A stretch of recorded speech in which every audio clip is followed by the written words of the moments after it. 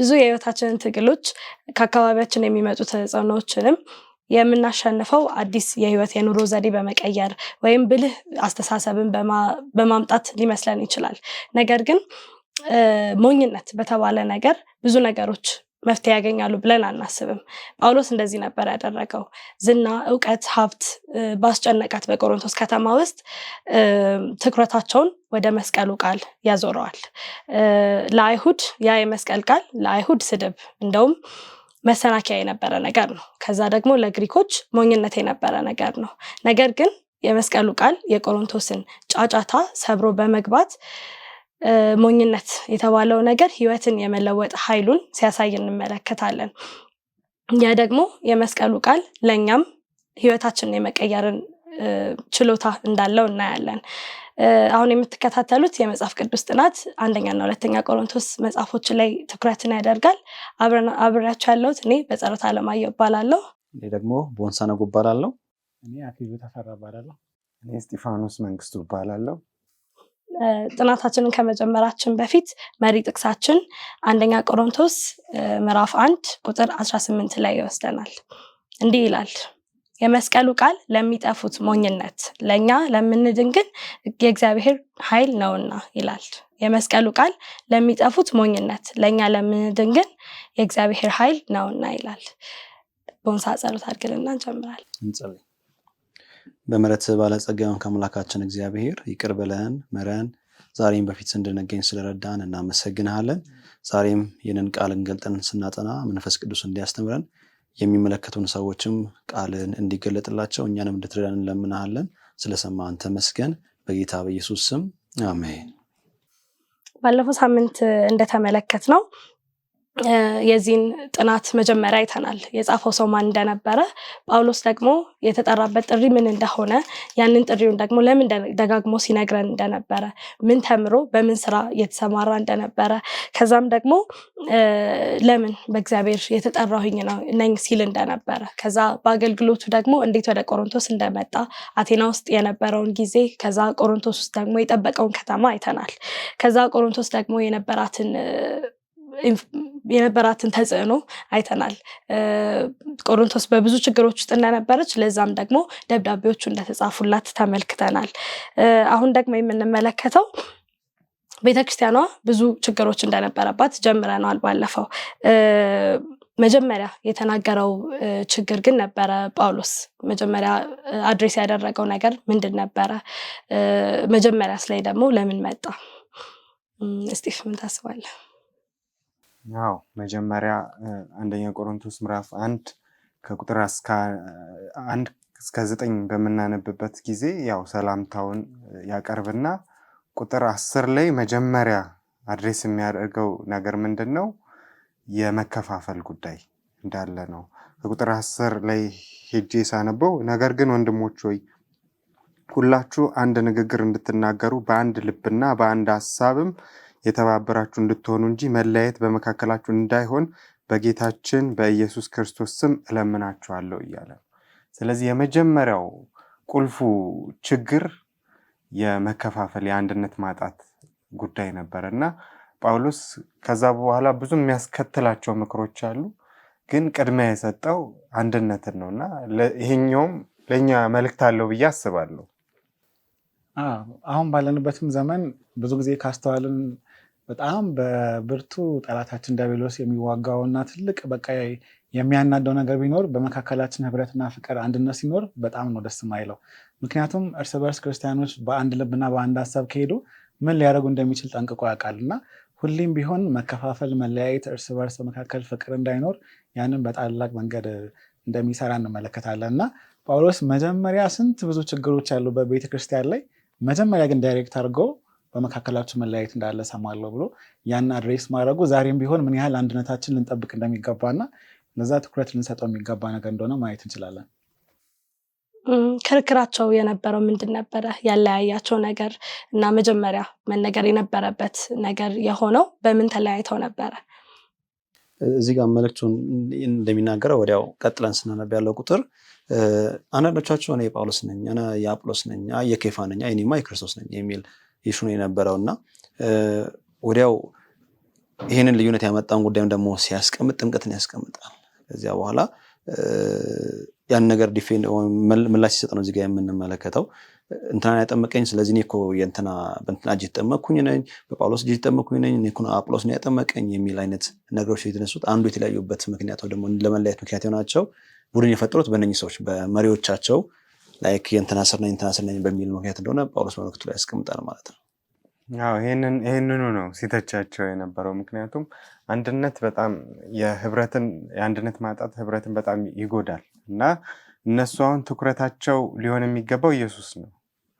ኢየሱስ ላይ ከመሆኑን አንስተው ወደ ሰው ሆነው ያ ቡድን ተፈጠረ። ያ ቡድን ደግሞ መከፋፈል ይፈጥራል። ያ መከፋፈል ደግሞ ህብረትን ይጎዳል እና ከሁሉም ችግሮች ቅድሚያ የሚሰጠው ጉዳይ የአንድነት ጉዳይ ነበር እና ጳውሎስ እንደውም ሲገስጻቸው እንዴ እናንተ ጳውሎስ ስለ እናንተ ተሰቅሏል ወይ ወይስ በጳውሎስ ስም ተጠመቃችሁ ወይ?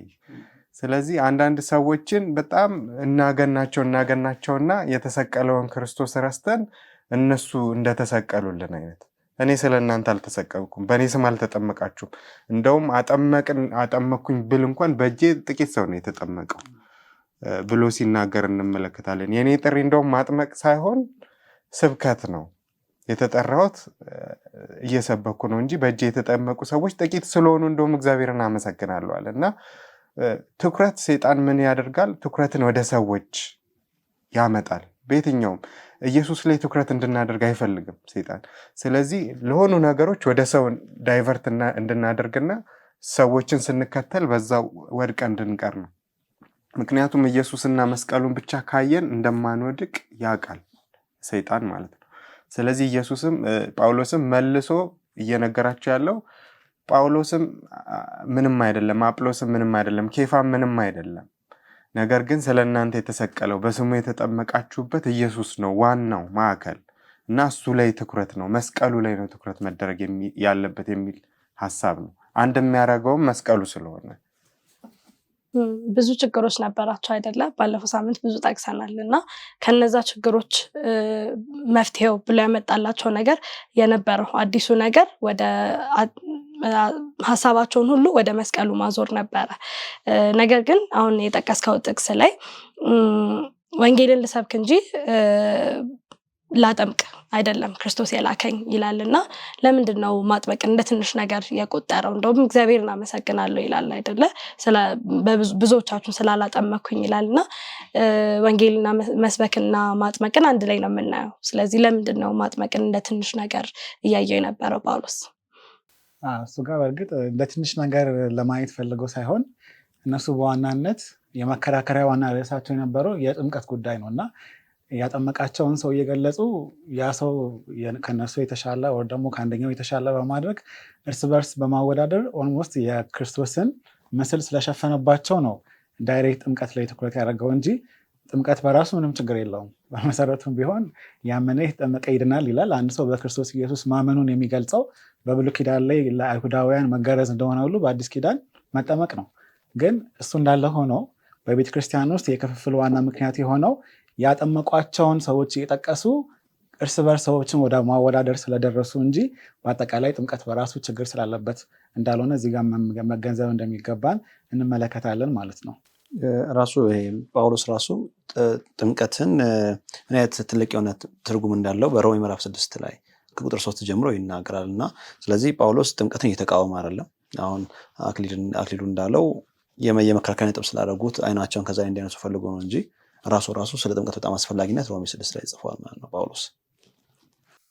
ጥቅሱን ወደፊት ስናየው ደግሞ እኔ ወንጌልን ልሰብክ እንጂ የክርስቶስ መስቀል ከንቱ እንዳይሆን በቃል ጥበብ አይደለም የሰበኩት ይላልና የቃል ጥበብን እዚህ ጋር ለምንድን ነው የሚያነሳው? ከዛ ደግሞ እንዴት ነው የቃል ጥበብ እና ጥሩ ንግግር የክርስቶስ መስቀል ከንቱ ሊያደርገው የሚችለው? እዚህ ጋር በደንብ ማየት ያለብን ነገር የቃል ጥበብ ብሎ እዚህ ጋር እየገለጸ የነበረው ነገር ምንድን ነው? ኦልሬዲ የመልእክቱን ሴንተር ብዙ ጊዜ በጣም የንግግር ችሎታ ያላቸው ሰዎች የሆኑ ወይ ደግሞ በጣም በአገልግሎት ሰክሰስፉል ከሆነ በኋላ በጣም በሚገርም መንገድ የእግዚአብሔር ክብር ተገልጦ አንድ ሰው የሆነ መልእክት ዴሊቨር በሚያደርግበት ሰዓት ብዙ ጊዜ እንዳለመታደል ሆኖ የመልእክቱ ሴንተር የሆነው ክርስቶስ ሳይሆን ያ ሰው የሚሰብክበት ያሰባበክ ስልት ያለው ክህሎት፣ እነዚህ ነገሮች የመልእክቱን ዋና ሴንተር የሆነውን ክርስቶስን ይሸፍንና ከዛ በአጠቃላይ ሙሉ ንግግሩና ዳይሬክሽኑ እንዳለ አቅጣጫው ወደዛ ሰው ይሆናል ማለት ነው። ስለዚህ ብዙ ጊዜ የንግግር ጥበብ ባበዛን ቁጥር ያ መልእክቱ የሰው ልብ ላይ የመግባትና የሰው ልብ የመቀየር አቅሙ እየቀነሰ ይሄዳል ማለት ነው። ነገር ግን መስቀሉ ላይና ክርስቶስ ላይ ባተኮረን ቁጥር መስቀሉ ኃይል ስላለው ያ ኃይል ደግሞ ወደዛ ሰው ልብ ውስጥ ይገባና የዛን ሰው ልብ ይቀይራል ማለት ነው። ስለዚህ ያንን ለማለት ፈልገው ነው እንጂ የንግግር ጥበብ አስፈላጊ ነው። ግን እሱ እንዳለ ሆኖ የመልእክቱ ሴንተር መሆን ያለበት ማተኮር ያለበት ሁሌም ቢሆን ወደ ክርስቶስና ወደ መስቀሉ እውነት መሆን አለበት እና ከዛ አንጻር እንዳለ ነው የምመለከተው።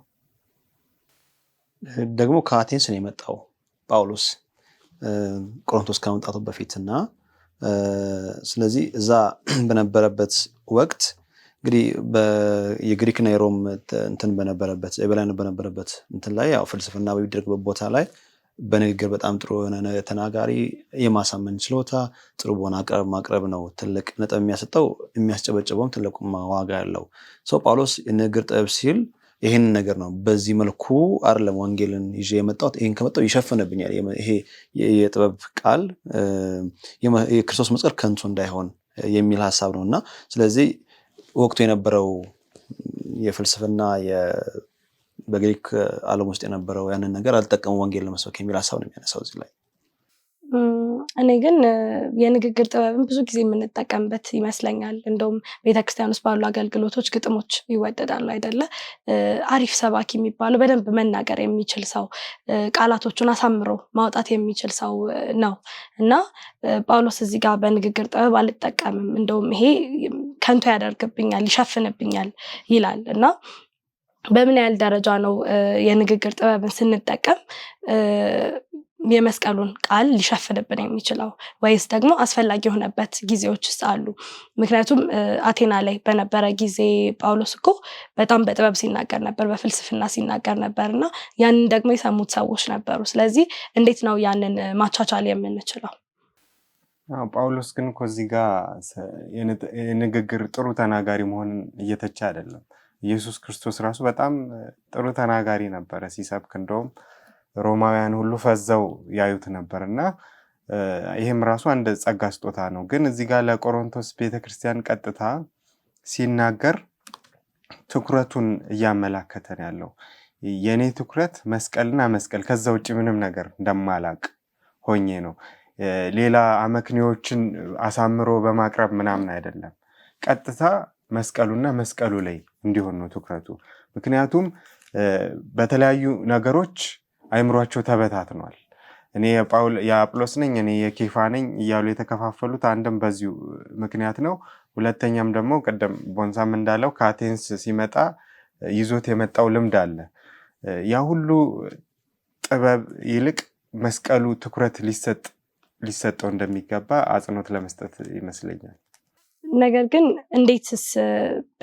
እኛስ እንዴት በጥበብ መጠቀም እንችላለን ይሄንን ስጦታ የሚል ጥያቄ ያስነሳል። ሙሉ ለሙሉ መተው የለብንም፣ ምክንያቱም ክርስቶስ ራሱ መናገር የሚችል ሰው ነበር አይደለ? ነገር ግን ያንን የምናቻችልበት መንገድ ሊኖረን ይገባል እና ስንናገርስ እኛስ እንዴት ነው ጥበብን መጠቀም እንዳለብን፣ ከዛ ደግሞ እንዴት ንግግራችን የመስቀሉን ቃል እንዳይሸፍንብን ማድረግ እንችላለን? እንዳይሸፍንብን ማድረግ ከምንችልባቸው ዋናው ትልቁ ነገር የመልእክቱን ዋና ሴንተር ክርስቶስን ማድረግ ነው። ሌላ ምንም አይደለም። ዳይሬክሽኑ ወደ እሱ ከሆነ፣ የመልእክቱ ይዘቱ ስለሱ የሚያወራ ከሆነ፣ አቅጣጫው የምናወራቸው ነገሮች ሁሉ ወደ እሱ የሚያመሩ ከሆነ ምንም የሚሸፍንበት ነገር የለም። ምናልባት እንደየአቀባበሉና እንደየሁኔታው የምንቀላቅልባቸው ነገሮች ሊኖሩ ይችላሉ። ይሄ ንግግር ጥበብ ብለን የገለጽ ነው ማለት ነው። ግን ሴንተሩን ሁሌም ክርስቶስና መስቀሉ ካረግን የሰው ልብ ማሸነፉ አይቀርም። አፍተሮል ኃይሉ ያለው እዛ ጋር ስለሆነ ማለት ነው እና ሁሌም ዳይሬክሽናችን ወደ ክርስቶስ ካረግን ድረስ መልእክቱን ደግሞ የምናቀርብበት መንገድ በትህትና በክርስቶስ መንፈስ ራሳችንን ዝቅ ዝቅ አድርገን የሚሆን ከሆነ በፍጹም እኛ ያንን ልንሸፍን አንችልም። ይሄ የንግግር ጥበብ ወደ ኩራት የሚመራን ከሆነ ነው። ወደ ኩራት የሚመራን ከሆነ፣ ወደ እኔነት የሚመራን ከሆነ እና እኛ የምንታይበት አጋጣሚ እንደሆነ የምናስብ ከሆነ ነው አደገኛ የሚሆነው ብዬ አስባለሁ። ነገር ግን ክርስቶስ ላይ እስካረግን ድረስ ኦልሬዲ የሰው ልብ መቀየር አይቀርም። ሰው የሚያስበው ስለ ክርስቶስ እንጂ መልእክቱን ስላቀረበው ሰው አይደለም ማለት ነው። መለያ መስመሩ እዚህ ጋር ነው ብለን ማስመር ሊከብድ ይችላል። ግን ለምሳሌ የሆነ ቃል ሰው ተናግሮ የወጣን ሰው ያንን መልእክት ሰምቶ የወጣን ሰው እንዴት ነበር ዛሬ መልእክቱ ሲባል ከመልእክቱ ይልቅ ስለ ሰባኪው አሰባበክ ከተናገረ ሰውየው ሸፍነነዋል ማለት ነው። አንዳንዴ በቃ በጣም ይሄ ባቀረባቸው በጣም እንድንቀባቸው ሰዎች አሉ። የሚገርም አይተቀርብ ምንድነው መልእክቱ ሲባል ግን ብዙ መናገር የማንችላቸው ነገሮች አሉና አንድ የእግዚአብሔርን ቃል የሚያቀርብ ሰው ከመልእክቱ በላይ እንዴት አድርጎ መልእክቱ እንደሚያቀርብ ከተጨነቀ አቀራረብ በጣም አስፈላጊ ነው። በነገራችን ላይ እሱን ዝቅ ማድረግ አይደለም፣ ግን መልእክቱ በላይ በቃ እንዴት አድርጌ ላቅርብ ብሎ ሰዎች መልእክቱን ሰምተው ሲወጡ ከመልእክቱ በላይ ሰውየውና የሰበከበትን መንገድ ከፍ ከፍ ካደረጉ እሱ እንግዲህ ሸፈነው ማለት እንችላለን ብዬ አስባለሁ። በምንናገርበት ጊዜ እውነት ልባችን ደግሞ ምን እያሰበ ነው ብለን ማሰብ ጥሩ ነገር ይመስለኛል። የምንናገረው ነገር እውነት የመስቀሉን ቃል ለሰዎች መለወጡን ማሳየት ነው ወይስ ደግሞ እኔ በጣም ግጥም እችላለሁ፣ እኔ በጣም መናገር እችላለሁ ሚለውን ማሳየት እንዳይሆንብን መጠንቀቅ አለብን። ከዛ ቀጥለን ስናይ ቁጥር 18 ላይ መሪ ጥቅሳችን ጋር እንሄዳለን። ደግሜ ላንብበው። የመስቀሉ ቃል ለሚጠፉት ሞኝነት፣ ለኛ ለምንድን ግን የእግዚአብሔር ኃይል ነውና ይላል። ሁለት ጎራዎችን ያሳየናል አይደለ? የሚጠፉት ናቸው፣ ከዛ ደግሞ የምንድን አሉ። እና እነዛ ማን ናቸው? የሚጠፉት ማን ናቸው ብሎ የሰየማቸው። ከዛ ለምንድን ደግሞ ሌላ ጥቅም አለ አይደለ? ለነዛ ሞኝነት የነበረው ነገር። ስለዚህ የሚጠፉት ማን ናቸው? የምንድንስ ማን? ያ እዚህ ጋር ግልጽ በሆነ መንገድ ስንመለከት አሁን በተነበበው ቃል ላይ የመስቀሉ ቃል ወንጌል ልክ ያ መልእክት በሚነገረው ሰዓት ልቡን ለዘጋ መንፈስ ቅዱስ ሲናገረው የተሰበከ ያለው መልእክት ወር የተነገረ ያለው ስለ ክርስቶስ ማንነት፣ አፍቃሪነቱን፣ ለኃጢአት መፍትሄ ይዞ የመጣውን እነዚህ ሁሉ ነገሮች ሲናገረው ነገሩን ለናቀና ላልተቀበለ ያው ሞኝነት ነው የሚሆነው ማለት ነው። እና ነገር ግን ልቡን ከፍቶ ለሰማ ያ የሰማው ነገር ህይወት ውስጥ ይዋሃድና አዲስ ብርሃን ስለሚሆንለት ህይወቱ ስለሚቀየር ስለሚታደስ የእግዚአብሔር ኃይልም ስላለበት በዛ መንገድ ህይወቱ ይቀየራል ማለት ነው። እንግዲህ ወደ ቆሮንቶስ ጽንሰ ሀሳብ ስንመጣ እዛ ቆሮንቶስ ላይ እንደተባለው ብዙ አይነት ካልቸሮች አሉ። ጳውሎስ መጀመሪያ የጀመረው አይሁዳውያን ነው ብለናል እና ለእነሱ እንግዲህ መሰናከያ ቢሆንም አልተቀበሉትም። እንደዚሁም ደግሞ ግሪኮች በጣም የግሪክ ሰዎች ቆሮንቶስ ውስጥ ያሉ ራሱ የግሪክ ካልቸር ስላለ በዛ ባግራውንድ የመጡትም በሰብአዊ ፍልስፍና ወንጌሉን ሊዳኙ ስለፈለጉ እነሱም ልባቸው ዘልቆ አልገባም። ስለዚህ እንደ ሞኝነት ቆጠሩት ማለት ነው። ነገር ግን በየዋህነት ልባቸውን ከፍቶ ለሰሙት ደግሞ የእግዚአብሔር ኃይል ሆኖ ህይወታቸውን ቀይሮ ወደ አዲስ ከፍታ እንዳወጣቸው ማየት እንችላለን ማለት ነው። ስለዚህ ጉዳዩ የልብ አቀባበል ጋር ነው። ልብን ከፍቶ መቀበልና የተለያዩ የሰብአዊ መከኖች በመደርደር ነገሩን አለመቀበል ማለት ነው። በዚህ መሀል ነው ልዩነት ያለው ብዬ ማስበው። ይህ የመስቀሉ ቃል እየተነገረ የነበረበት ቦታ ይወስነዋል አይደለ? እነዚህ የሚድኑት ናቸው የሚጠፉት ናቸው ለማለት እና እነዚህ ደግሞ የሚያስቡትን ነገር ይነግረናል። ለሚጠፉት ሞኝነት፣ ለምንድን ግን የእግዚአብሔር ኃይል ይለዋል። እና እዛ የነበሩት ሰዎች የነበሩት አይሁዶች ነበሩ፣ ከዛ ደግሞ አህዛብ ነበሩ አይደለ? እና ለቀጥለን ስናነበው ለአይሁዶች መሰናክል ነው፣ ለአህዛብ ደግሞ ሞኝነት ነው ይለናል። እና ምንድን ነበረ መሰናክል እንደ ስድብ የሚቆጥሩት አይሁዶች ለምንድን ነበረ? ከዛ ደግሞ አህዛብስ ለምንድን ነበረ እንደ ሞኝነት የሚያዩት? በዛን ጊዜ በነበረው አውድ እንዴት እንመለከተዋለን? ይሄንን እንግዲህ መስቀል ዛሬና መስቀል ያኔ ይለያያል። ዛሬ መስቀል አንዳንድ ሰዎች የሚነቀሱት፣ አንዳንዶች በአንገታቸው ላይ ባብል የሚያደርጉት፣ አንዳንዶች ደግሞ አብዛኞቹ የክርስቲያን ቤተክርስቲያን ደግሞ እንደ መገለጫ አድርገው የሚጠቀሙት መሳሪያ ነው። በመጀመሪያ ክፍለ ዘመን ከዛም በፊት በነበረው ግን ስንመለከት ሮማውያን ዘንድ በጣም የሚያስጠላ የሚያዋርድና ደስ የማይል አይነት ሞት የሚሞትበት እንትን ነው፣ መሳሪያ ነው። በአሁኑ ዘመን እንደዛ ማሰብ ከባድ ነው። መስቀልን አለ እንደ ቢልግጽ ለምሳሌ አንድ ሰው ራሱን አንቆ ይሞትና ያ ገመድ እንዲሆነ ምልክት ቢሆን አሁን ባለው እንግዲህ የሚገልጽልኝ ከሆነ አላውቅም፣ ያን እሱም አይገልጸውም። ግን ሰው ደስ የሚል ነገር አይደለም። ለአይሁዶች ደግሞ በሮማውያን እጅ እንዲህ ተዋርዶ ተተፍቶበት ተመቶ የሚሞት መሲሳው የሚጠብቁት ሮማውያንን የሚገል መሲን የሚጠብቁት። ስለዚህ ጳውሎስ ለሁለቱም ኦዲየንሶች ለግሪኩም ለአይሁድም ሲሰሙት ደስ የማይልና ለመቀበል የሚከብድ አይነት መልእክት ነው ይዞ የመጣው። ስለዚህ ለአይሁዳውያን መሰናከያ የሆነው ከዚህ አንጻር ነው። እንደዚህ አይነት መሲህ ስለማያውቁ ስላልጠበቁ የጠበቅንበት መሲህ የሚገል ያሸንፍ እንጂ የሚገደል ስላልሆነ በሮማውያን ግሪኮች ደግሞ መስቀልን በጣም የሚያጸይፍ ደስ የማይል መጥፎና እንትን ጥሩ ያልሆነ የአሟሟት መንገድ ነው እና መጥቶ እኔ የምሰብክላችሁ ክርስቶስ መስቀል ላይ የሞተ ነው ሲላቸው ይሄማ ምን አይነት ነገር የሚናገረው ሞኝነት ነው የሚል ነገር አመጡበት እና ይሄ ሞኝነት የሚለው ይሄ አይምሮአቸው በደንብ አያስብ ማለት ሳይሆን የሚጠቅም ነገር ይዤላችሁ መጥቼ አልተቀበላችሁም ሪጀክት አደረጋችሁት እና ያልተቀበላችሁ ይጠፋበታል የሚድንበት ሰው ግን ኃይል አለው በውስጡ የሚል ሐሳብ የሚያስቀምጠው ለዚህ ነው። አዎ ግን እዚህ ጋር ለመጥፋት የተወሰነ አይደለም የሚጠፋው ለሚጠፉት ሲል ይሄ የሚጠፉት የምትለው ቃል በግሪኩ አፖሊሚ የምትለው ቃል ሞሮፍ ራሱን ለሚያጠፋ በራሱ ውሳኔ በራሱ ምርጫ ራሱን ለሚያጠፋ ሰው ሞኝነት ነው። ለምንድን ወይም ደግሞ እግዚአብሔር በጸጋው ለሚያድነው ደግሞ ህይወት ነው። ስለዚህ እዚህ ጋር ምርጫም ያሳያል። ሰው በቃ ልቡን ለእግዚአብሔር ሲዘጋ የእግዚአብሔርን ድንቅ ምስጢር ለመረዳት ልቡን ሲዘጋ በቃ ራሱን እንደማጥፋት ነው። እንደውም ቃሉን ቀጥታ ብንተረጉመው ራሱን ለሚያጠፋ ሰው የመስቀሉ ቃል ሞኝነት ነው። ግን ለኛ ለምንድን ወይም ደግሞ በጸጋው ለሚያድነን ደግሞ የእግዚአብሔር ኃይል ነው ይላልና ራሱ ሮሜ ምዕራፍ 6:23 ላይ ሲያስቀምጥ የኃጢአት ደሞዝ ውጤቱ ማለት ነው ሞት ነው። ነገር ግን የእግዚአብሔር የጸጋ ስጦታ ደግሞ የዘላለም ህይወት ነው ይላል። ስለዚህ ምርጫችን ነው ማለት ነው። እኛ ይሄንን በስብከት ሞኝነት የማመንና ያለማመን ምርጫ ነው እና ብናመን የእግዚአብሔር ኃይል ነው ደግሞ ንቀነው ደግሞ ብንተወው ደግሞ ራሳችን ማጥፊያ ነው ማለት ነው። ደግሞ ነገሩን ሐሳቡን አንድ አህዛብ በሆነ አእምሮ በዛ አይነት መንገድ በዛ አይነት የጀርባ ታሪክ ለመጣ ሰው በመስቀል ላይ የውርደት ሞት በሞተ አዳኙ ምክንያት የዘላለም ህይወት ታገኛለህ ተብሎ ቢነገረው በሰብአዊ እይታ ነገሩን ስለሚመለከተው ያ ነገር ለመቀበል ሊከብደው ይችላል።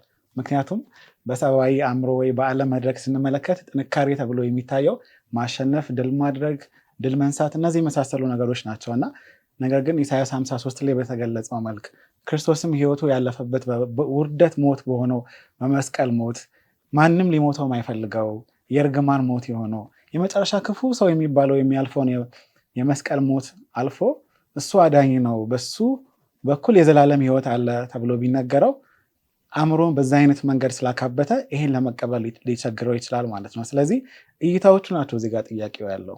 ወንድሜ ቦንሳም እንደገለጸው የአይሁድ እይታ መሲሁን የሚያይበት የሚጠብቅበት መንገድ ኦሬዲ ይዞ ካመጣው ባክግራውንድ በቃ መሲህ ይነሳልናል ከሮም ጭቆና ያድነናል ብሎ የራሱ የሆነ ይዞ የመጣው ፒክቸር አለ አይምሮ ላይ ሳለው ማለት ነው።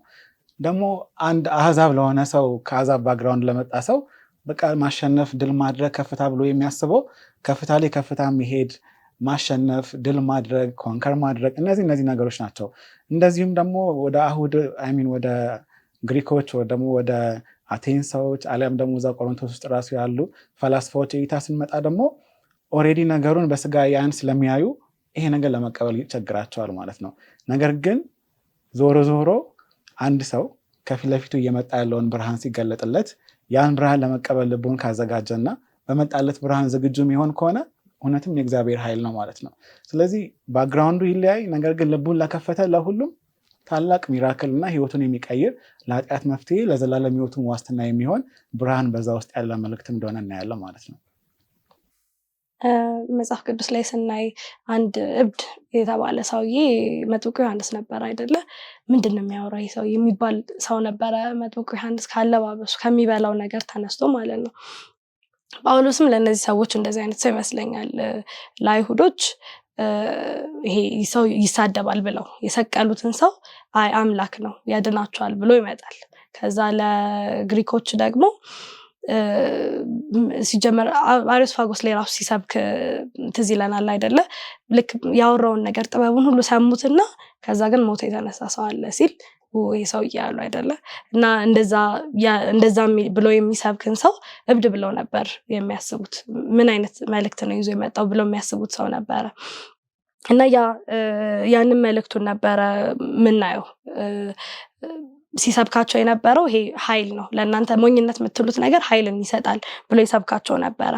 ግን የመስቀሉ ቃል መልስ ሲሆን እናየዋለን አይደለ? ለብዙ ጥያቄዎቻቸው እነሱ ካሰቡት ነገር ውጪ ሆኖ ነገር ግን መልስ የነበረ ነገር ነውና ቀጥለን ስናይ የጥበበኞችን ጥበብ አጠፋለሁ የአስተዋዮችንም ማስተዋል እጥላለሁ ተብሎ ተጽፏልና ጥበበኛ የት አለ?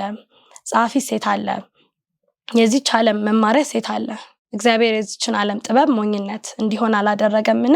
በእግዚአብሔር ጥበብ ምክንያት ዓለም እግዚአብሔርን በጥበቧ ስላላወቀች በስብከት ሞኝነት የሚያምኑትን ሊያድን የእግዚአብሔር በጎ ፈቃድ ሆኗልና ይላል። እና ጥበባቸው ይህ አልነበረም አይደለ? አይሁዶች ይጠብቁት የነበረው ይህ አልነበረም፣ ግሪኮችም የሚፈልጉት መልእክት አልነበረም። እና እንዴት ነው የእነሱን ጥበብ እግዚአብሔር ሞኝነት ያደረገው? እንዴት ነው መልስ የሆነው ለእነሱ ጥያቄ? እንግዲህ እነሱ ስለ መስቀል ያላቸውን ግንዛቤ እናውቃለን። መስቀል ማለት የመጨረሻ የውርደት ጥግ ነው።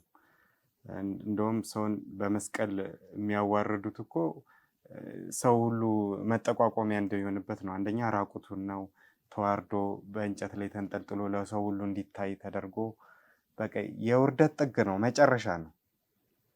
ግን እግዚአብሔር ደግሞ የእነሱን መጨረሻ ያለውን የማይረባውን ነገር ዓለምን ሁሉ ሊያድን ተጠቀመበት ማለት ነው። እና የእግዚአብሔር ሐሳብና የሰው ሐሳብ ልዩነቱን ነው የምናየው። እንግዲህ የሰው ሐሳብ ምድር ከሰማይ እንደሚርቅ የእግዚአብሔርና የሰው ሐሳብ ልክ እንደዛው ይርቃል ይላል ኢሳይያስ መጽሐፍ ላይ። እና ይህን ልዩነት ነው ያሳየው። እና የሰውን ጥበብ የሰውን ማስተዋል ከንቱ አድርጎ እግዚአብሔር የተለየ የራሱ በሚለው መንገድ ጥበቡን ለሰው ልጆች ያሳየበት ነው። እና እነሱ በማስተዋላቸው በጥበባቸው እንዳይደርሱበት በጥበብ ወይም በአመክንዮ ወይም በምርምር የሚደረስበት ነገር እንዳይሆን፣ ነገር ግን እግዚአብሔር በሚሰጠው ጸጋ ምክንያት ይሄ የሚገለጥ ነገር ነው እንጂ ለአይሁድም ቢባል በምንም አይነት ስሌት እዚህ ጥበብ ላይ ሊደርሱ አይችሉም። እንደገና ደግሞ ግሪኮችም ቢባል እንዴት አንድ የተዋረደ ሰው፣ እንዴት አንድ መስቀል ላይ የተሰቀለ ሰው እንዴት አምላክ ሊሆን ይችላል፣ እንዴት መሲህ ሊሆን ይችላል የሚለው ሐሳብ ጭራሽ የማይሄድ ነገር ነው። እና የእግዚአብሔርና የሰው ሐሳብ በጣም የተለያየበት ነው። የእግዚአብሔር ጥበብ ሰው ሞኝነት በሚለው ነገር ላይ ሲሰራ እናያለን። እዚህ ጋር መጨመር የምፈልገው ነገር በምንድን ነው ሞኝነት የሆነው? ወይ ደግሞ ይሄ የምድር ጥበብ ምንድን ነው ያልቻለው? የመጀመሪያው እኛን ለምንድን የመስቀሉ ቃል ምንድን ነው የሚለው? ኃይል ነው አይደለ? የምን ኃይል? ዓለም ያኔም በነበረችበት ጊዜ የሚሆን አሁን ባለችበት ጊዜ በጥበብ በእውቀት ምናምን እያደግን እንምጣ እንጂ ይሄ በስነ ምግባር ሰው እየላሸቀ የሄደበት እንትን ነው። የሆነ መጥፎ ልማድ ውስጥ ያለ ሰው ከዛ ውስጥ መውጣት አይችልም፣ የፈለገ ፕሮፌሰር ቢሆን።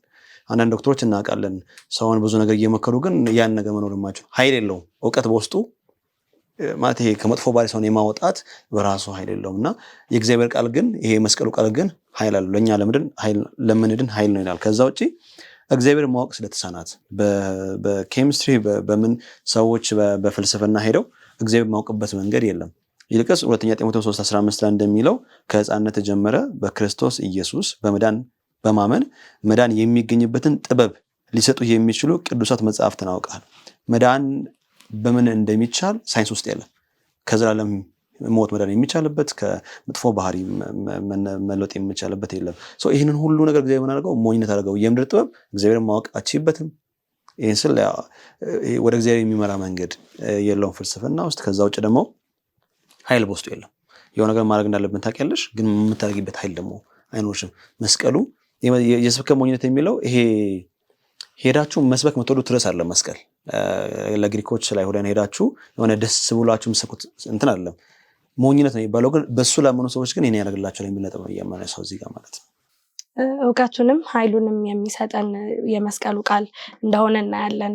መቼም አይሁድ ምልክትን ይለምናሉ፣ የግሪክ ሰዎችም ጥበብን ይሻሉ፣ እኛ ግን የተሰቀለውን ክርስቶስን እንሰብካለን የሚለውንም ነገር ነው።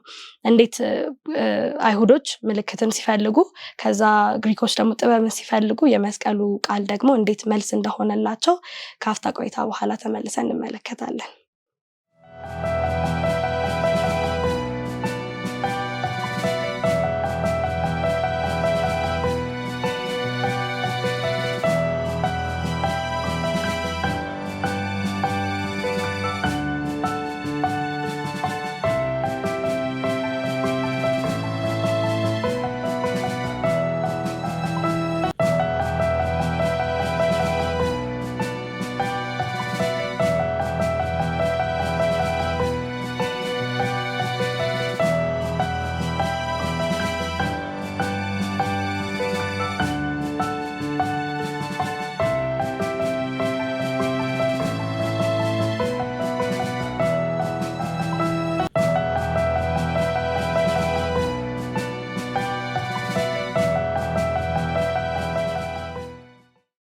ካፍታ ቆይታ በኋላ ተመልሰናል።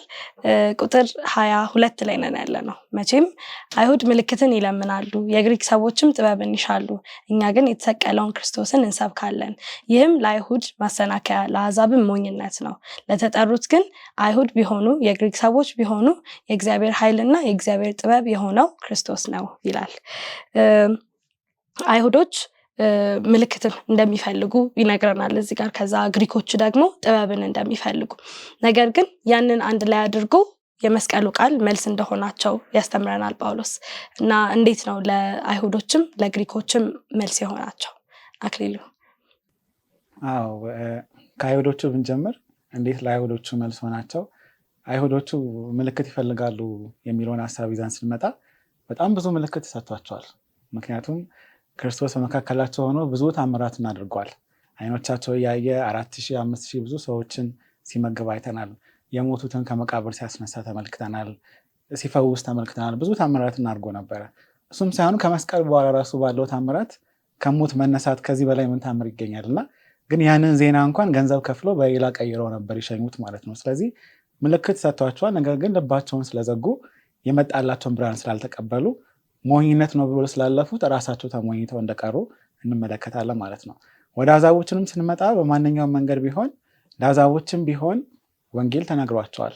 ነገር ግን አሁንም ቢሆን በሰብአዊ አእምሮ ነገሮችን እየዳኙ ስለነበረ የእግዚአብሔር ጥበብ ሞኝነት ነው ብሎ ስለቆጠሩ ራሳቸው እንደተሞኙ እዚህ ጋር እንመለከታለን ማለት ነው።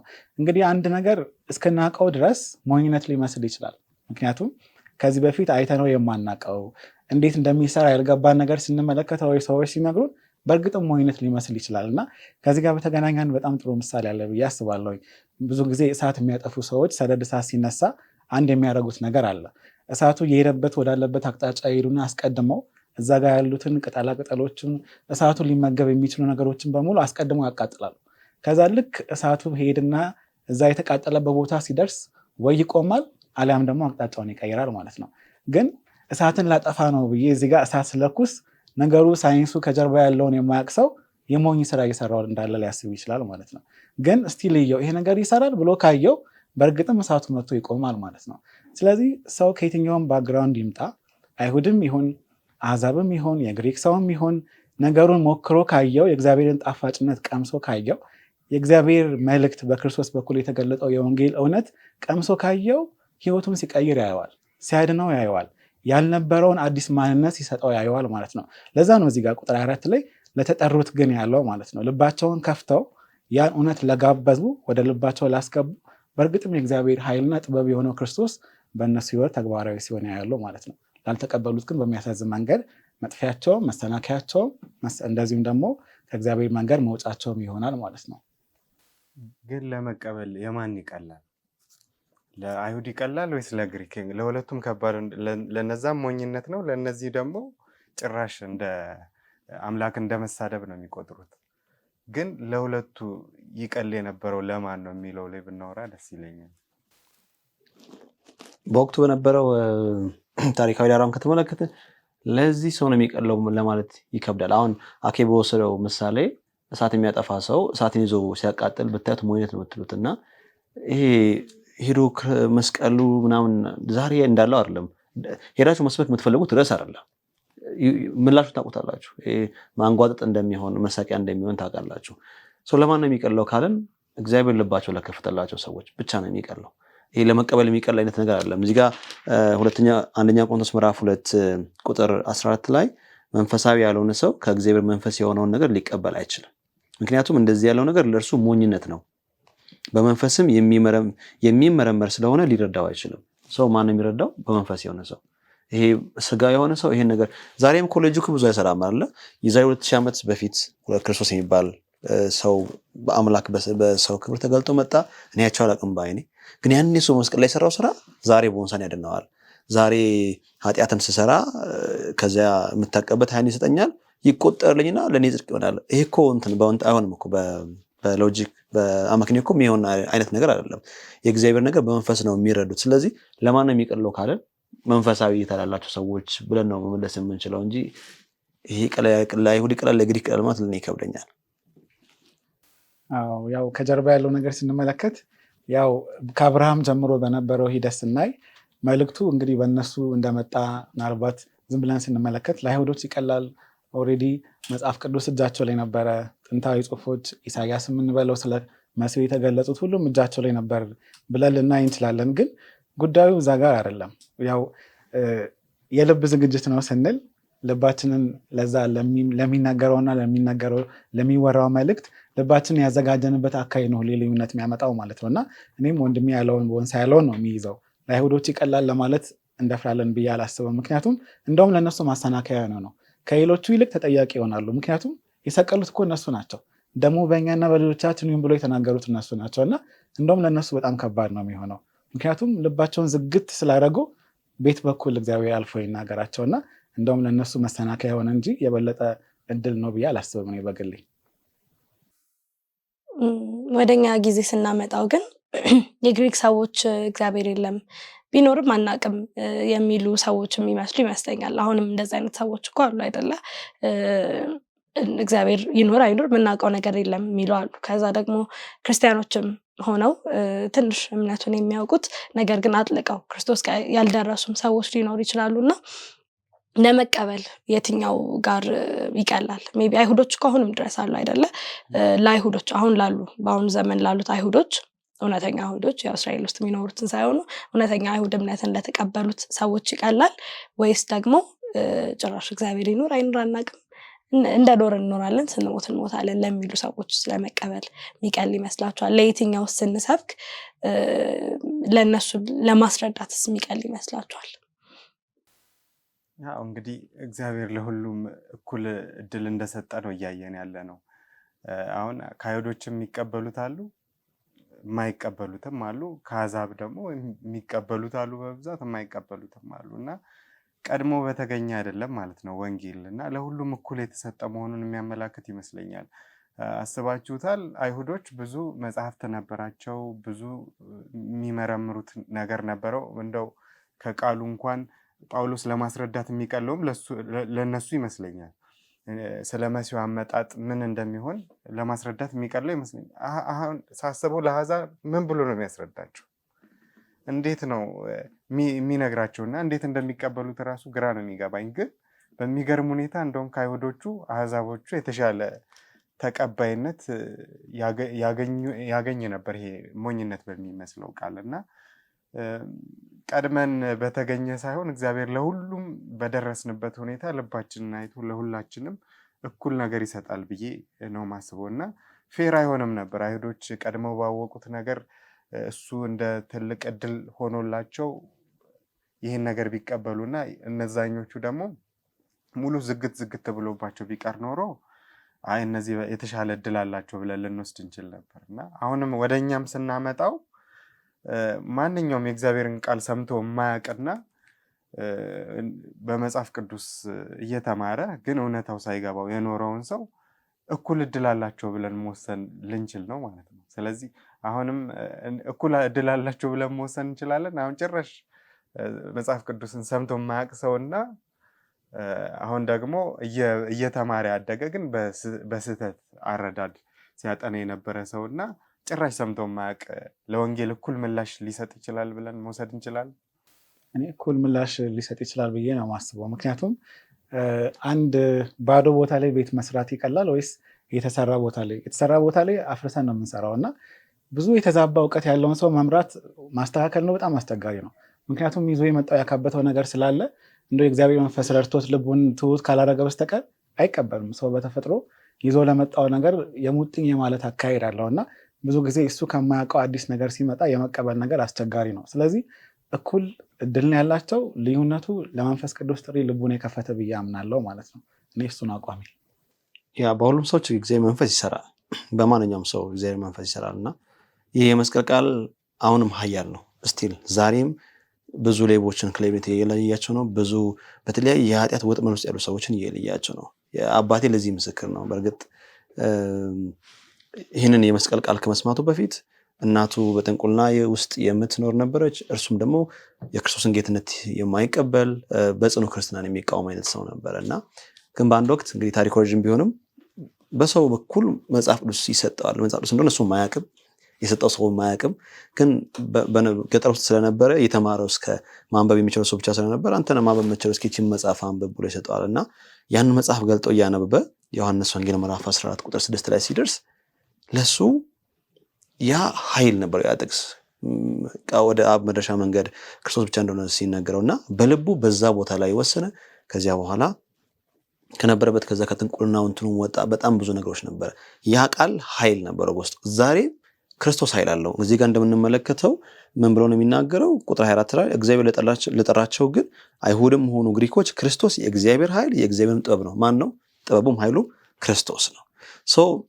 ያ ኃይል የዛሬ 2000 ዓመት የነበረ ኃይል አይደለም። ቆሮንቶስ ቤተክርስቲያን ውስጥ የቀረ ኃይል አይደለም። ዛሬም ምን የሰዎችን ህይወት ይሰራልና ምናልባት የሚመለከቱን ተመልካቾች በተለያየ የኃጢአት ባርነት ውስጥ ቢኖሩ ያ የመስቀሉ ቃል ዛሬም ኃይል አለው፣ ዛሬም ይለውጣል።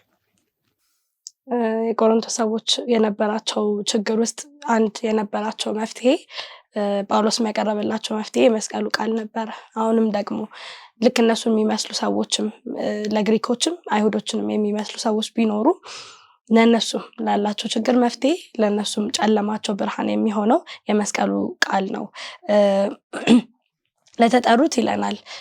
ለተጠሩት ግን አይሁድ ቢሆኑ የግሪክ ሰዎችም ቢሆኑ የእግዚአብሔር ኃይልና የእግዚአብሔር ጥበብ የሆነው ኢየሱስ ክርስቶስ ነው ይለናልና ሁለት ነገርን ይሰጠናል፣ የእግዚአብሔር ኃይል እና የእግዚአብሔር ጥበብ።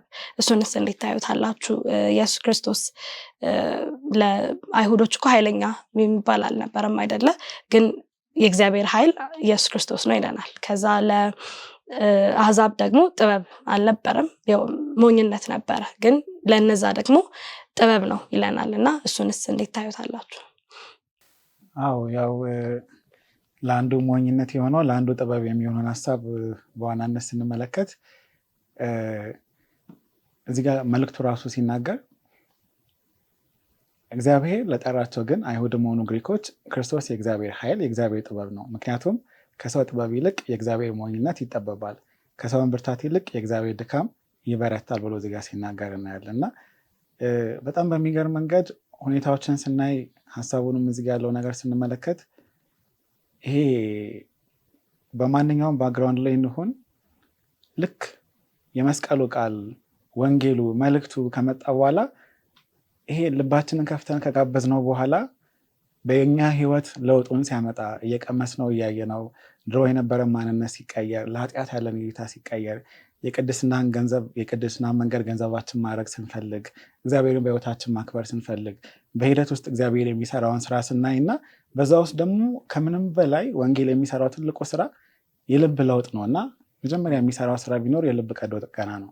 ድሮ በዓለም መንገድ የሚደሰት ማንነት ያለው ሰው ወንጌልን ከሰማና ልቡን ለእግዚአብሔር ቃል፣ ለእግዚአብሔር ሀሳብ፣ ለወንጌል ከከፈተ በኋላ በውስጡ አዲስ ማንነት ይመጣል ማለት ነው።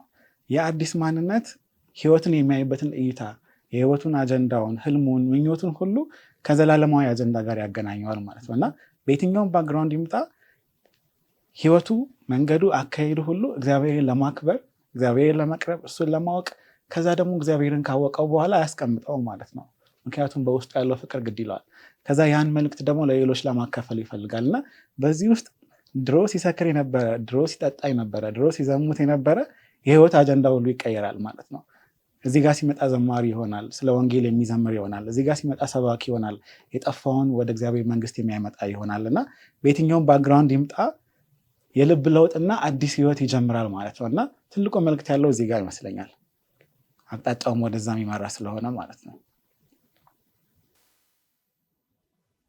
አዎ የአይሁዶች ኃይል የሚሉት ነገር እና የግሪኮች ጥበብ የሰውን ህይወት ሊለውጥ አይችልም። አክሊል እንዳለው አንድን ሰው ከኃጢአተኛ መንገድ አውጥተው የጽድቅ መንገድ ሊያስጀምሩት አይችልም። ግን በኢየሱስ ክርስቶስ ያየነው ግን የእግዚአብሔር ኃይልና ጥበብ የሰውን ልጅ ከምንም አይነት ህይወት አውጥቶ ወደ ተቃራኒ፣ ወደ ተሻለ፣ ወደ መልካም ህይወት ማምጣት ይችላል እና ይሄ የመስቀሉ ምስጢር ነው። በክርስቶስ በኩል የተገለጸው ጸጋ ሰውን በፍጹም በየትኛውም አይነት ጥበብ ሊለውጥ የማይችለውን ነገር በመስቀሉ እንዲቻል አድርጓል እና በዛ ነው ያየነው ኃይሉና ጥበቡ። የእግዚአብሔር ኃይልና ጥበብ እንዴት ከሰው ጥበብ እንደሚለይ ቁጥር 25 ይነግረናል። ከሰው ይልቅ የእግዚአብሔር ሞኝነት ይጠበባልና የእግዚአብሔርም ድካም ከሰው ይልቅ ይበረታልና ይለናል። እና አይሁዶችንም ግሪኮችንም ስናይ እንዴት እግዚአብሔር ከነሱ የበለጠ ነገርን እንዳሳየን አይተናል። ከዛ ግን ቀጥለን ስናነብ ከግሪኮችና ከአይሁዶች ይወጣና አሁን መልሶ ደብዳቤ ወደ ተጻፈላችሁ ሰዎች ይመልሰናል። ወንድሞች ሆይ ይላቸዋል፣ መጠራታችሁን ተመልከቱ። እንደ ሰው ጥበበኞች የሆኑ ብዙዎች፣ ኃያላን የሆኑ ብዙዎች፣ ባላባቶች የሆኑ ብዙዎች አልተጠሩም። ነገር ግን እግዚአብሔር ጥበበኞችን እንዲያሳፍር የዓለምን ሞኝ ነገር መረጠ። ብርቱንም ነገር እንዲያሳፍር እግዚአብሔር የዓለምን ደካማ ነገር መረጠ። እግዚአብሔርም የሆነውን ነገር እንዲያጠፋ የዓለምን ምናምንቱን ነገር፣ የተናቀውን ነገር፣ ያልሆነውንም ነገር መረጠ ይለናል። እና እግዚአብሔር የመረጠውን ነገር እናያለን። ጥበቡ እንግዲህ ከሰው ጥበብ ይበልጣል፣ ኃይሉ ከሰው ኃይል ይበልጣል ብለናል። እና እንደዛ የሆነ አምላክ ነገር ግን ከሁሉም ዝቅተኛ የሆኑትን ሰዎች መረጠ። እዚህ ጋር መጠራታችሁን ተመልከቱ ሲላቸው ለቆሮንቶስ ሰዎችም ነው እየተናገረ ያለውና እግዚአብሔር ከኛ በበለጠ ጥበብ ከኛ በበለጠ ኃይል ለምንድን ነው በእንደዚህ አይነት ነገሮች መስራት የመረጠው? ስቲፍ። አዎ እንግዲህ መጠራታችንን ስንመለከት በጣም የሚደንቅ ነገር ነው። ከኛ የተሻሉ ብዙ ሰዎች ነበሩ። ብዙ አስተያዮች የሚባሉ በባህሪም ደረጃ ቢሆን የተሻሉ የሚባሉ ሰዎች ነበሩ። ግን የእግዚአብሔር ምርጫ እንደ ሰው ምርጫ አይደለም። የእግዚአብሔር መንገድ እንደ ሰው መንገድ አይደለም። እሱ በጣም ጥበበኛና አዋቂ ነውና በጣም የሚደንቀኝ ነገር እኔ መመረጤ ነው። ይህን ሚስጥር ለማወቅ እኔ ማን ነበርኩኝ የሚለውን ሐሳብ ስንመለከት ከማን ተሽዬ ነው የተመረጥኩት? ሁላችንስ እዚህ ያለ ነው ይሄ የመስቀሉ ሚስጥር የገባን ከማን ተሽለን? ለሁሉም ሰው እኮ ሞኝነት የሚመስል ነገር ነው። ግን ይሄ የሰማይ የእግዚአብሔር ጥበብ ነውና ይሄ ጥበብን በማወቃችን በእውነት ልንደሰት ይገባል ብዬ አስባለሁ። እና እስቲ እንመልከተው። ዛሬም እኛም ቢሆን ይሄ ሚስጥር የገባን ሰዎች ራሳችን እስኪ እንመልከትና ሰው እንደ ሰው ጥበበኞች አልነበርንም፣ ኃያላንም አልነበርንም፣ በብዙ ነገር ከብዙዎች የተሻልን አልነበርንም። ግን ይሄ ሚስጥር ገባን እና ይሄ የገባንን ሚስጥር ደግሞ በጣም አጥብቀን ልንይዝ ይገባል ብዬ አስባለሁ። ትልቁ ጥበብ የመዳን እውቀት ነው። ትልቁ እውቀት እና በዓለም ያሉ ጠቢብ የሚባሉ ሰዎች እንግዲህ እንደ ሞኝነት ቆጠሩት። እግዚአብሔር የነሱ ጥበብ ሞኝነት እንደሆነ ሊያሳይበት ፈልጎ እነሱ በጣም የሚንቋቸውን ሰዎች አንስቶ ይህንን ታላቅ የሆነ ሰማያዊ ጥበብ አሳያቸው። ጳውሎስ አሁን በምድር እውቀቱ ጠቢብ ነበር፣ ግን በጭራሽ እሱን ነገሩን እዚህ ጋር መጠቀም አልቻለም። ከዜሮ ነው የጀመረው። እግዚአብሔር አሳውሮት ከእንደገና አይኖቹን ገልጦለት ነው የጀመረው። እና እኔ ከገማሊያል ጋር ስማር እዛ ሲሄድ እዚህ ዩኒቨርሲቲ ያገኙት አላለም፣ ባረጉ ነው የጀመረው። ኢቨን ሐዋርያት ሥራ ምዕራፍ 4 ላይ ከቁጥር 13 ላይ እነ ጴጥሮስና ዮሐንስ በድፍረት ሸንጎ ላይ ሲናገሩ ምንድነው የተባለው? ሰዎቹም ጴጥሮስና ዮሐንስ እንዲህ በድፍረት ሲናገሩ ባዩዋቸው ጊዜ ያልተማሩ ተራ ሰዎች መሆናቸውን ተረድተው ተደነቁ ካለ በኋላ ከኢየሱስ ጋር እንደነበሩም ተገነዘቡ። የእግዚአብሔር ትልቁ ጥበብ ይሄ ነው። ደካማ የሚባለውን ማንሳት፣ በትህትና ውስጥ ዝቅ በማለት ሰርቶ ከፍ ማድረግ ነው። ይሄ የሱ መንገድ ነው፣ የሱ ጥበብ ነው። ከዓለም በጣም ተቃራኒ የሆነ መንገድ ማለት ነው። የቆሮንቶስን ሕዝብ ስናየው የሚመካበት ብዙ ነገር ነበረው አይደለ? ሀብታችን የሚሉት ነበር፣ ወደብ ነበራቸው፣ ገንዘብ ነበራቸው፣ እውቀትም ነበራቸው። ነገር ግን እግዚአብሔር በዛም እንዲመኩ እድል አልሰጣቸውም። የሚመኩበት ነገር አንድ ቢሆን ክርስቶስ እንዲሆን መልሶ ጳውሎስ ያደረገው ነገር ይሄንን ነበረ። የሁሉ መመኪያ እያላቸው መልሶ ግን ሐሳባቸውን ወደ መስቀሉ ቃል እየወሰደው እናያለን። ከዛሬው ጥናታችን ብዙ ነገሮችን ተምረናል። እኔ ትልቁ የተማርኩት ነገር ክርስቶስ እውነትም የዘመናት ምኞት እንደነበረ። ምክንያቱም ለአይሁዶች ዘመናቸውን ሙሉ ሲፈልጉት የነበረው ምልክት አላዩትም እነሱ። ነገር ግን ያ ምልክት ክርስቶስ ሆኖ መጣ። ለአሕዛብም ደግሞ ዘመናትን ሲያጠኑት የነበረው ሲያነቡት ሲፈልጉት የነበረው ጥበብ ከክርስቶስ መስቀል በላይ ያለ ጥበብ የለም አይደለ? ለተመራመረው እውነት ከልቡ ላየው ከክርስቶስ መስቀል በላይ እኛን ያደረገልን ነገር በላይ ያለ ሚስጥር የለም እና ያለ ጥበብ የለም። እና ከዘመናት በኋላ እነሱ ባያዩትም የዘመናት ምኞት ሆኖ ግን መልሶ ነው የመጣው የክርስቶስ መስቀል መሆኑን አይቻለሁ። እናንተስ ምን ተማራችሁ? ቦንሳ እኔ የተማርኩት ጳውሎስ ቆሮንቶስ ከተማ ውስጥ ላለው የግብረ ገብ መላሸቅ ወይ ደግሞ ቤተክርስቲያን ውስጥ ላለው ትልቁ ችግር መፍትሄው መስቀሉን ያመጣው እና እንግዲህ አንድነት ችግራቸውንም እዛ ውስጥ ያለውንም ችግር ሁሉ መስቀሉን ያመጣ ኃይል እዛ ውስጥ ስላለ ማለት ነው። ያው ችግሩ ኃጢአት አይደለ፣ ችግሩ እነኚህ አሁን ያነሳናቸው ጉዳዮች አይደሉ፣ የሚያስፈልገው ኃይል ነው። ስለዚህ ዛሬም ቢሆን ለኛ አሁን ላለችው ቤተክርስቲያን ለኛም ቢሆን መሰበክ ያለበት ከፍ መድረግ ያለበት በማናቸው መልእክቶቻችን ውስጥ በምናችን ውስጥ ማዕከል መሆን ያለበት ክርስቶስና ለኛ በመስቀሉ ላይ ስላለን ስራ ነው። እሱ ብዙ ችግሮቻችንን ይፈተናል። አይኖቻችንን ቀና አድርገን ብንመለከት እዛ ውስጥ አሁንም ዛሬም ድረስ ኃይል አለ። እሱን የተማርኩት እኔ በዚህኛው ክፍል በጣም የተማርኩትና ትልቁ ነገር ወንጌል ከመጣ በኋላ የሚያገኘው ለውጥ እንዳለ ሆኖ ከብዙ ጊዜ በኋላ ደግሞ ዞር ብለን ወደኋላ ተመልሰን ከመጠራታችን በፊት የነበረውን ነገር መለስ ብለን እንድናይ።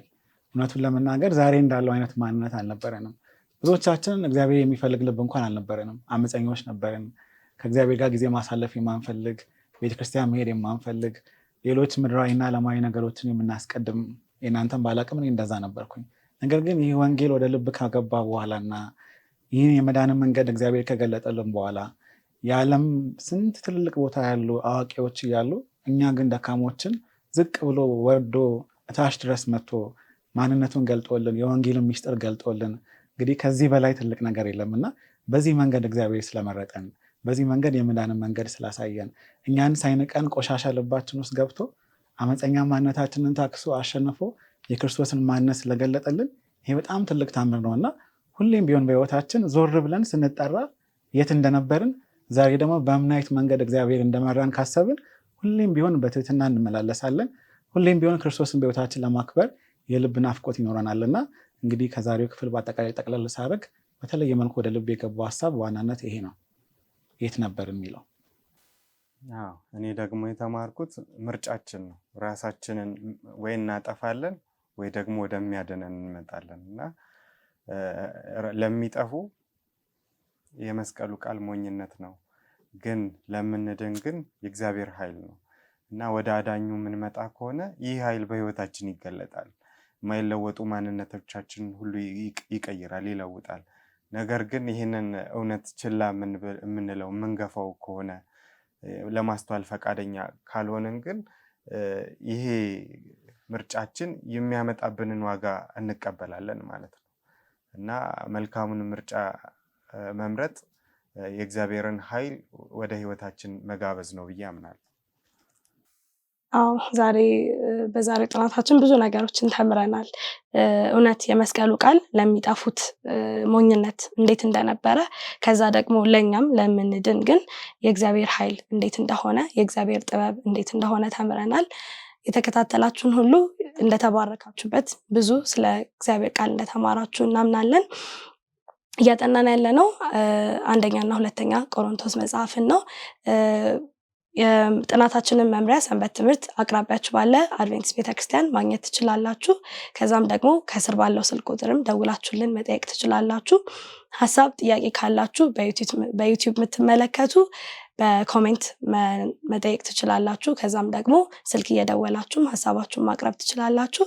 አብራችሁን ስለነበራችሁ እናመሰግናለን። እግዚአብሔር ይባርካችሁ።